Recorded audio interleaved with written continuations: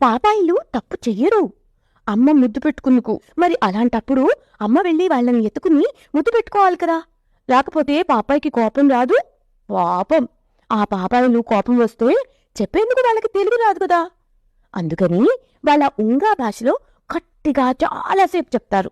పెద్దవాళ్ళకి తెలుగు ఒక్కటే వచ్చు కదూ. ఉంగా అంటే తెలియక యాడవకు పాపాయి అంటారు.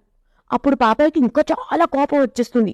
నాకు కోపం వస్తే అమ్మేమో యాడవద్దు అంటుంది ఏమిటి అని ఇంకా గట్టిగా ఉంగా అంటుంది. నేను అస్సలు యాడవడం లేదు, కోపం పడుతున్నాను అని. ఇంకెలాగా? పాపాయికి తెలీదు, అమ్మకి తెలియదని పాపాయికి తెలీదు. పాపాయి పాపం చిన్నది కదా, అందుకని అమ్మదే తప్పు.